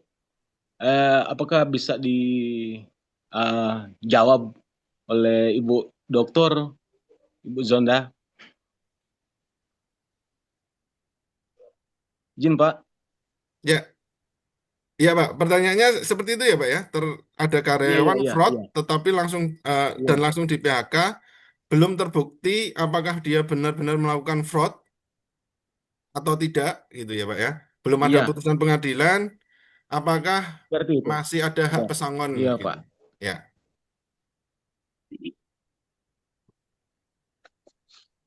Wah, pesangon ya. Ya, kalau sekarang disebutnya pelanggaran bersifat mendesak itu salah satu contoh di penjelasan pasal 52 ayat 2 ya Pak ya, Pak Zam. Tapi ini pertanyaan kok malah lucu, Pak Mahendra. Iya Pak, Apakah masih ada hak pesangon belum ada putusan pengadilan gitu loh. Upah masih ada hak upah mungkin ya, bukan pesangon ya. ini mungkin anu Pak, jadi di awal dia diduga melakukan pelanggaran bersifat mendesak yang salah satunya fraud, di mana kalau dari dalam ketentuan pasal 52 ayat 2 kan tidak mendapatkan pesangon. Nah, Hmm. memang pengusaha itu kan dapat melakukan PHK karena pekerja melakukan pelanggaran ketentuan pelanggaran bersifat mendesak yang tanpa surat pemberitahuan bisa langsung di PHK kan gitu Pak. Ya, Iya, iya betul. nah kemudian Hmm. dapat uang pisah, padahal masih proses juga pengadilannya. Begitu Hmm. setelah di PHK, putusan pengadilan menyatakan tidak bersalah, tidak terbukti ada unsur pidananya. Boleh nggak Kembali bekerja. minta hak Kembali bekerja. pesangonnya gitu?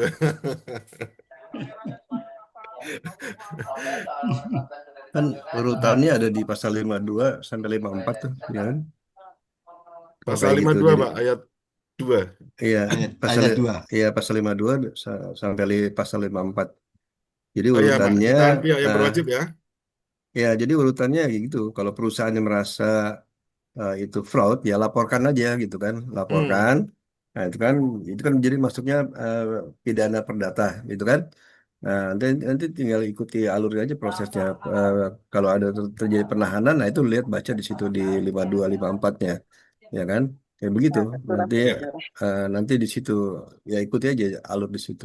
ya, artinya harus Gitu. dibuktikan adanya kerugian ya Pak ya, karena pasal Iya, iya. 54 itu kan kunci utamanya ada kerugian yang ditimbulkan. Ya, udah clear, nggak Iya. dapat uang pisah Pak ah, ya.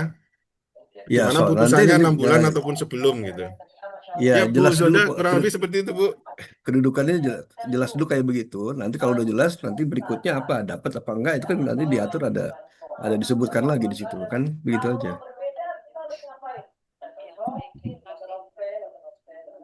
Izin, Pak. Ya Pak Diri gimana Pak? Ya. Ya, Pak, tetapi ini kan pertanyaan kan ini baru dugaan, Pak. Baru dugaan sementara. Tetapi kan tidak Oh. si karyawannya tidak mendapatkan hak pesangon. Iya, karena baru dugaan, ya kan, maka serahkanlah kepada kepolisian yang punya kompeten itu gitu. Kalau perusahaannya khawatir gitu ya, ya stop. Oke, silakan stop gitu ya, silakan stop. Tapi bukan berat nanti kalau terbukti tidak bersalah kan itu ya dibayarkan rapel lah istilahnya. Itu kan teknisnya aja, ya kan. Kalau eh, ya dibuktikan lah dengan penyelidikan gitu Pak. Tapi kalau Pak Hidayat ya, kalau Pak Denny ya, kalau masih dia dugaan, langkah pertama dari perusahaan itu melakukan audit. Dia bisa diskorsing dulu, diaudit. Iya, Kalau di iya dalam seperti itu. audit, kalau di audit ditemukan dia itu terbukti bersalah, istilahnya masuk dalam peraturan perusahaan itu melakukan kesalahan mendesak, ada bukti, langsung PHK. Itu. Iya, Tapi iya kalau seperti baru itu. menduga, audit dulu. Dalam audit supaya dia tidak menghilangkan barang bukti, skorsing.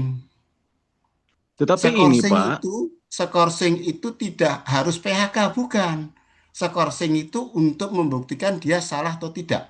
Kalau terbukti salah, ditemukan kesalahan dalam audit, akan bisa diberikan sanksi sesuai dengan yang diatur dalam PPPKB kan gitu ya Pak Denny kan gitu ya. iya, iya, Pak, iya. Tetapi Mm-mm. ini, Pak, ini sementara di audit, tetapi langsung di PHK. Apakah Oh ya. bagaimana itu, Pak? Kalau secara menurut pendapat hukum, Pak, secara aturan. Ya Ya kalau itu karena di kita itu entah pekerja ataupun pengusaha perusahaan itu suka salah-salah istilah gitu ya, salah-salah tindak gitu hmm, ya. Jadi hmm, mestinya sih ya, investigasi gitu kan, ya, penyelidikan gitu kan. Nah, ini kan kita pahami aja omongannya orang kesal gitu ya.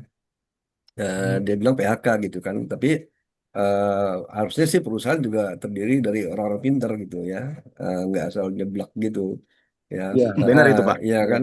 Jadi ya oke lah, kita dengerin, telinga kita dengar aja dia bilang PHK, padahal sebenarnya kita harus ingatkan ini bukan PHK ya, belum gitu sampai dibuktikan gitu hmm, ya, sampai hmm, dibuktikan. Jadi makanya ini pembelajarannya juga eh, ini kan banyak webinar kayak begini kan, yang ikut itu eh, dari pihak pekerja, maka pihak pekerja yang banyak belajar. Pihak pengusaha ada nggak yang ikut kayak beginian? Malah Ada nggak Pak, mau denger, SR Pak, ya, HRD-nya ya Pak. malah nggak mau. Bukan HR-nya, HR-nya kan masih prajurit tuh, walaupun dia direktur, ya, Oke, pengusahanya. ya, Siap. pengusahanya, Ah, ya. ya. Ya, nah kan banyak, banyak ikut kayak gini nggak kan, ya kan, nggak pernah diajarin, makanya se malam ini kita bersepakat yang begini benar, tetap yang di sana nggak pernah belajar ikut belajar ya percuma juga, bertepuk sebelah tangan kan gitu, oh, dia punya duit tuh Pak. ya. Ya itu makanya begini psikologinya Ah, pengusaha ya. Ini orang Indonesia ya, maaf, memang hanya urus Indonesia. Ketika eh, ketika saya ngasih uang gaji gitu ke Pak Mahendra misalkan, itu maka muncul itu perasaan, ya, oh Pak Mahendra, saya kan udah kasih kamu gaji, kamu kan udah ngambil uang gaji dari saya, ikuti mau saya, gitu mentalitasnya, gitu. Nah itu susahnya di situ kita di Indonesia. Ini ini ini Ya, ini Ya, ini banyak ini banyak juga Pak. Ini kan begini kan Pak. Kan kadangkala kan di pihak juga Bang begitu kan Pak. Kadangkala kesalahan sistem atau bagaimana kan Pak, atau kelalaian lah. Tetapi ini diduga diduga eh, istilahnya memakai uang penggelapan lah begitu. Sementara ini langsung sementara proses pemeriksaan internal dari bank, tapi langsung di PHK Pak. Ya itu harus ada yang mengingatkan kepada perusahaannya, pada PT banknya itu gitu ya, bahwa yang kayak tindakan kayak gitu salah gitu ya, dan itu berpotensi bikin bikin masalah baru gitu ya, buat si perusahaan. Itu harus dikasih tahu gitu. Nah persoalannya gini ya, banyak juga sih orang HR yang nggak ngerti kayak begini gitu ya. Jadi apalagi karena dia takut kehilangan pekerjaan, kalau nggak yes, nggak perlu sama atasannya, dia kehilangan pekerjaan, akhirnya aku gitu kan, antara berat hati tapi juga takut kehilangan ya gitu, aku gitu. Eh, Ya, itu tadi Pak, itu keadaannya kayak begitu Pak. Nah makanya itu diserahkan, yang paling bisa dikerjakan, dilakukan oleh orang-orang HR adalah menyarankan kepada perusahaan untuk serahkan itu ke kepolisian aja kalau memang urusannya perdata atau pidana gitu. Dengan harapan, maksud saya begini, dengan harapan kalau udah masuk ke kepolisian itu kan mereka yang lebih kompeten. Mereka pasti meminta pembuktian, ya. Entah itu hasil ya, audit, audit itu kan cuma teknis aja, atau menunjukkan bukti-bukti yang lain lah. Pasti menunjukkan ini. Akan dari situ nanti akan kelihatan buktinya benar kan ini fraud misalnya, ya menyarankan untuk udah serahin aja ke kepolisian gitu aja. Kedengarannya kejam memang, tapi di situ apa aman buat si pekerja gitu. Ada praduga tak bersalah juga, dengan harapan itu ya, investigasi itu ya. berjalan lancar itu.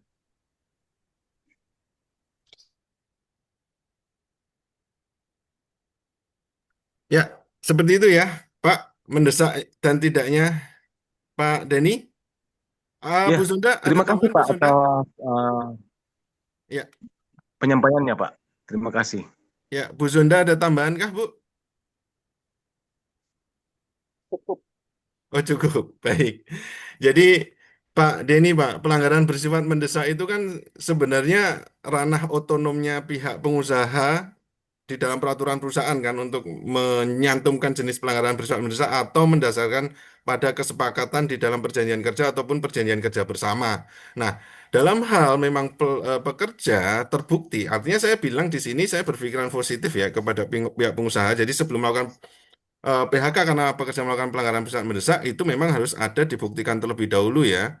eh, yang Iya. tadi dianggap dugaan ada saksi, ada pernyataan, gitu, ada bukti gitu.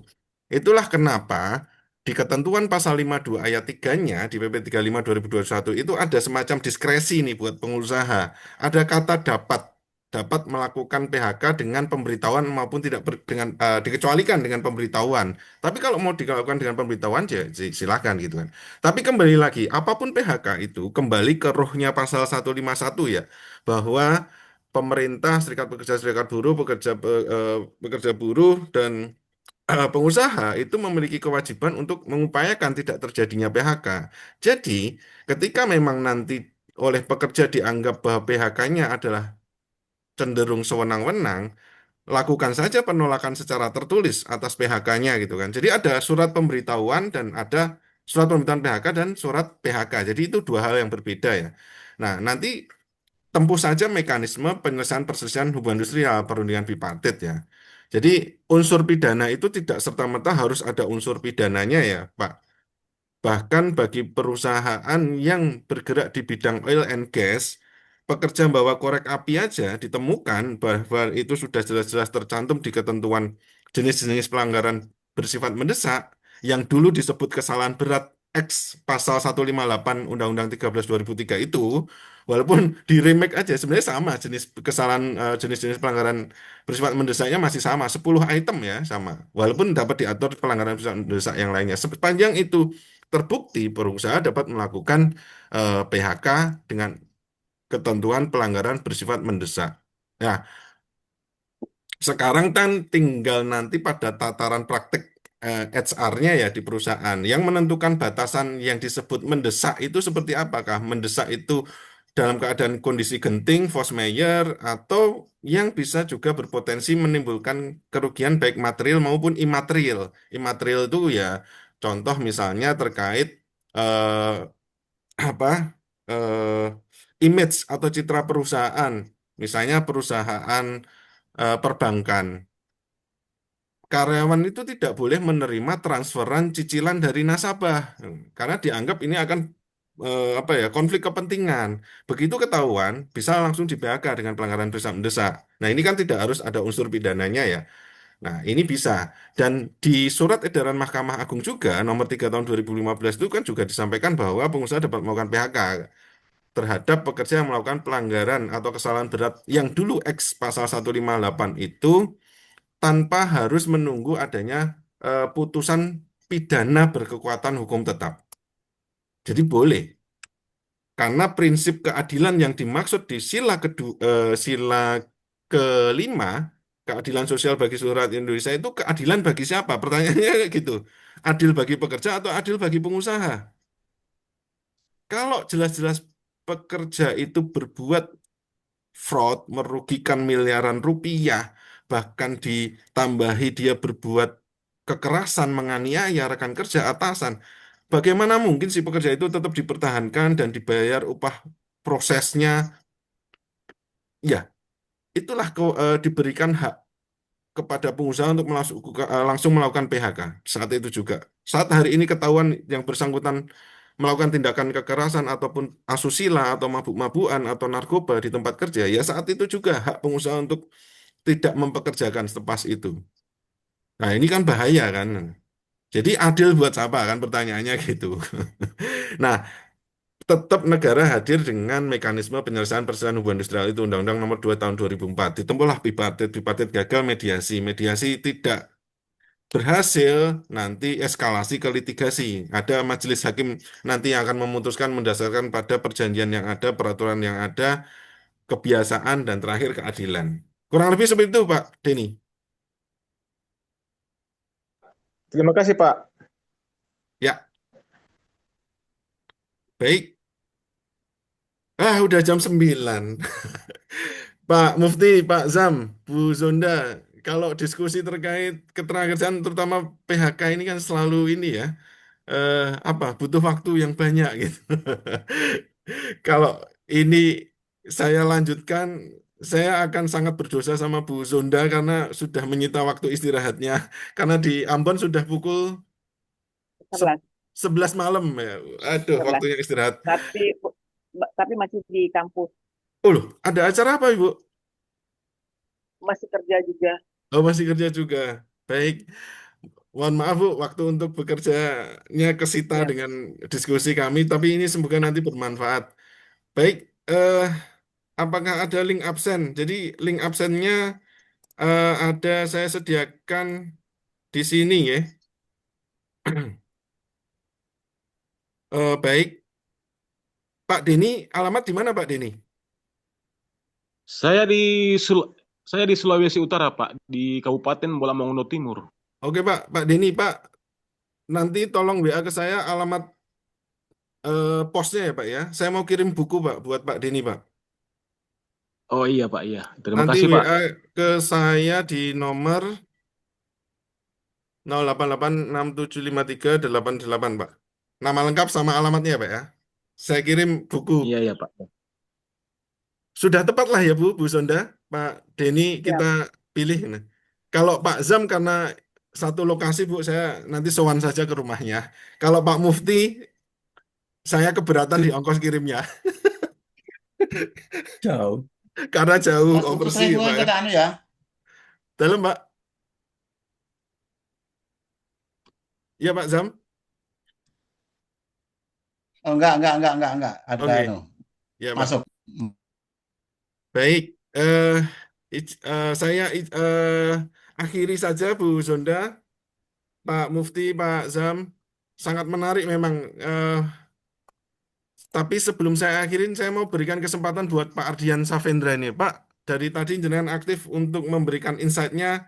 Monggo Pak bisa berikan semacam apa ya, closing statement ataupun tadi jenengan bicara soal apa ya, sebuah konsep bagaimana kalau uang pesangon itu di awal itu sudah dipersiapkan, entah nanti dalam bentuk semacam dana pensiun lembaga keuangan sehingga ketika nanti ada proses PHK, terus kemudian ada putusan bahwa pengusaha harus membayar pesangon, itu tidak hanya sekedar putusan yang menang di atas kertas. Artinya eksekusinya bisa dilakukan karena perusahaan sudah dari awal memiliki cadangan untuk pembayaran uang pesangon. Kurang lebih seperti itu ya Pak Ardian. Iya Pak, main. Monggo Pak, bisa sampaikan Pak. Terima kasih. Eh, jadi beberapa hari yang lalu pada saat May Day di Jawa Timur, itu kita ada beberapa aktivitas ya. Besok saya berangkat ke Mahkamah Agung, apa, audiensi tentang sema-sema yang masalah itu. Jadi sema-sema kamaran itu menurut kita itu bermasalah dan bertabrakan dengan undang-undang. Kalau jawabannya hakim kan gampang loh. Itu yang ngongkon Mahkamah Agung atasan saya. Jadi saya ya pakai itu. Jadi di PHI itu nggak berlaku Pak Mufti. Undang-undang itu yang berlaku sema-sema itu. Jadi kita selalu advokasi itu kalahnya ya sama sema itu. Iya, Padahal betul, kan betul, betul. contoh kayak upah proses itu kan mereka dia mau bekerja, buruh itu mau bekerja, cuma dilarang bekerja. Maka harusnya kan sesama itu harus ada semacam ini apa hal yang harus diberikan haknya. Tapi ya putusan beberapa kali yang dipakai SEMA nomor 3 itu Pak Mahen. Ada juga SEMA tentang kalau sudah dibayar uang kompensasi maka masa kerjanya hilang. SEMA Itu 1 SEMA baru 2025 itu. 2025. Ya lebih baik Mahkamah Agung sudah di DPR aja.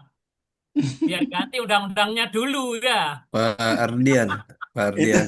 itu kompensasi itu kan sebagai Ya, itu kan penghargaan, bukan menghilangkan masa kerja. ya itu ngilangin masa kerja Pak di SEMA yang tahun 2025 itu. Pak Maka Ardian, Pak Aduh. Ardian, ada ya, maka Pak ada Ardian. ya Ya, permisi tanya. Itu SEMA, banyak SEMA. Pertanyaan saya, ya SEMA itu harus dituruti ya Pak? Iya tuh, iya, surat edaran Mahkamah Agung untuk para hakim. Halo? Iya, pertanyaan saya gini, itu kan banyak SEMA, ya kan? Nah, pertanyaan Ya. saya, emang SEMA itu harus diikuti ya? Ya memang kalau kita tidak diikuti Pak, tapi hakim itu ngomong sendiri. Itu Iya. yang buat atasan saya, Mahkamah Iya, Agung. itu Saya berarti masuk. hakimnya nggak pernah lewat semester 2 itu, Iya, itu makanya. ya? Besok itu rencananya, insya Allah Pak Mahen, Pak saya ke Hidayat bisa aja Pak Hidayat. Loh, besok saya ya, ke Mahkamah Agung itu mempersoalkan skema kamaran-kamaran itu. ya Karena bukan. banyak yang bertabrakan dengan undang-undang. Itu Ka- ka- yang kalau pertama. kalau bisa Pak, semua SEMA, semua C, ya. Iya Pak, itu Nggak, kalau kayak gini, skemanya buahnya itu. sekarang begini, pekerja disuruh pintar, pekerja suruh belajar, ya kan? Pekerja suruh pintar.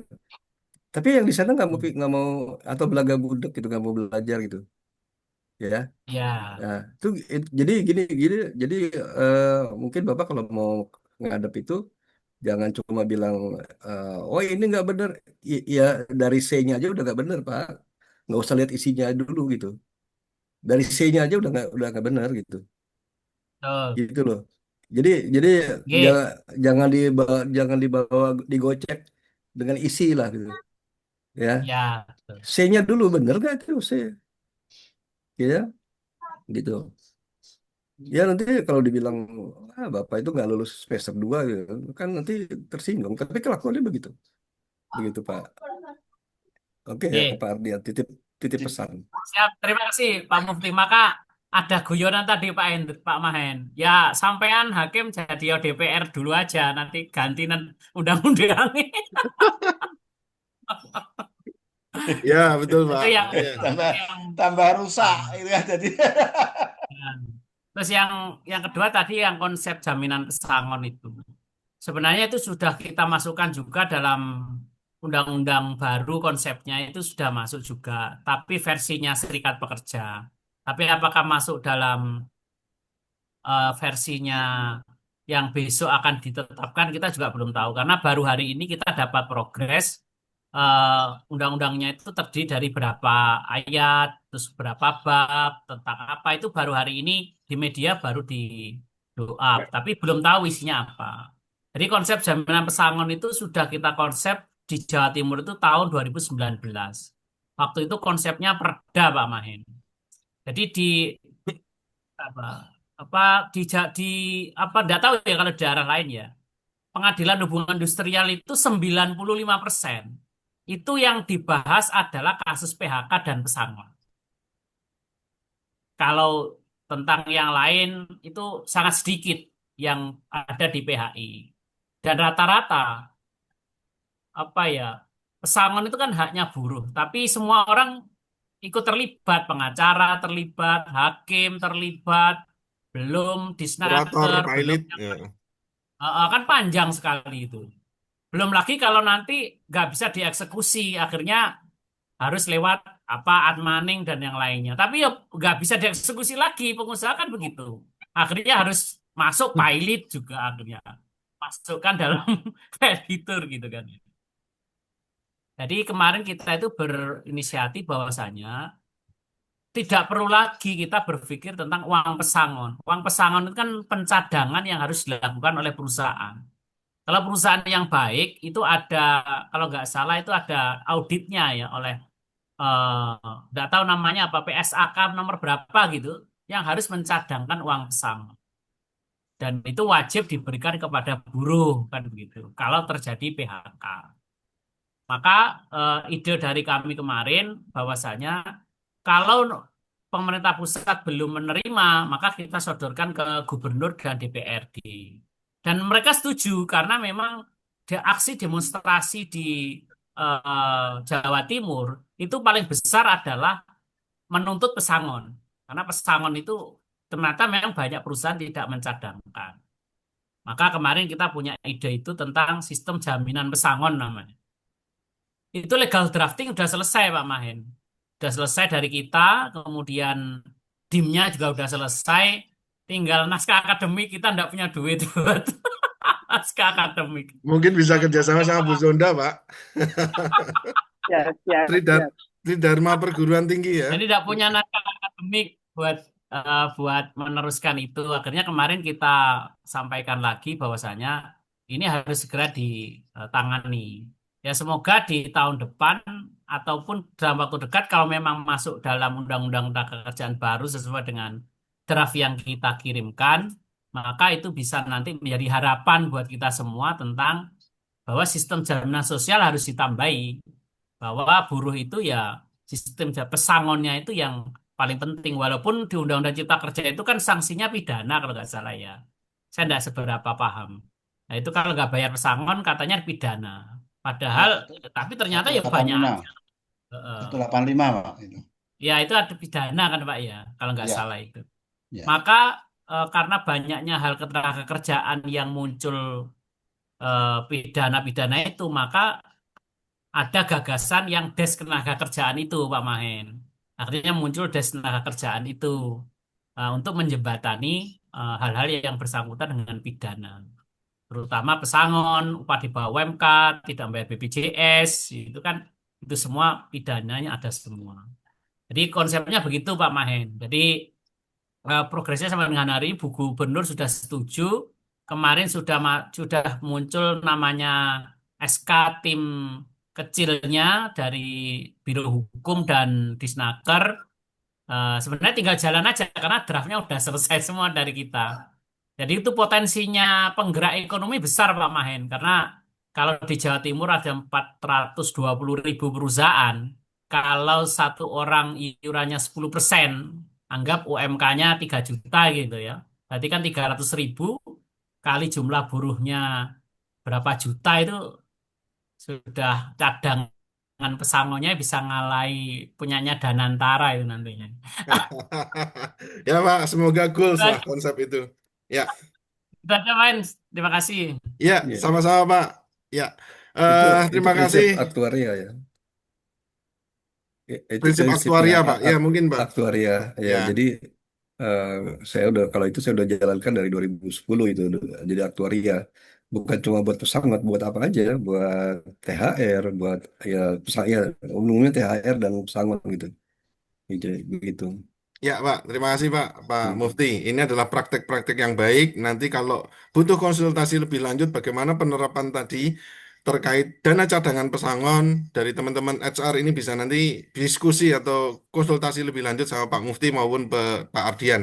Ya, eh untuk menepati waktu sebagaimana yang di flyer, walaupun ini ada kelebihan sekitar 13 menit, saya eh, mau langsung tutup saja Ibu ya Bu ya. Tapi sebelum itu saya mau menyampaikan bahwa kesimpulan dari diskusi hari ini itu bahwa yang pertama, hak bekerja itu adalah hak konstitusional yang wajib dilindungi oleh negara. Makanya di Undang-Undang Dasar 1945 tadi ada di pasal 27 ayat 2 dan pasal 28D ayat 2 ya, itu negara hadir untuk memberikan perlindungan terhadap keberlangsungan bekerja dari tiap warga negaranya. Yang kedua, bahwa PHK itu boleh dilakukan tetapi harus didasarkan pada alasan dan prosedur yang sah. Dan yang ketiga, hubungan industrial ini memiliki peran yang sangat strategis di dalam mewujudkan penyelesaian perselisihan yang cepat, adil, dan bermartabat. Nah, cepat, tepat, adil, murah. Nah, itu asas ruh dari Undang-Undang Nomor 2 Tahun 2004. Bicara soal bekerja, Karl Marx itu berpendapat bahwa manusia itu adalah makhluk sosial yang dan produktif yang menemukan dirinya itu melalui kerja yang bebas dan manusiawi. Jadi intinya kemanusiaan itu adalah bekerja ataupun pekerjaan karena bekerja itu memungkinkan manusia itu untuk mengekspresikan kesadaran dan kreativitasnya.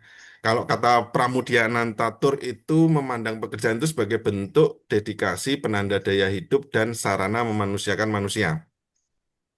Kutipannya yang cukup terkenal saya bacakan ya. Gairah kerja itu adalah pertanda daya hidup. Dan selama orang tidak suka bekerja, sebenarnya ia sedang berjabatan tangan dengan maut.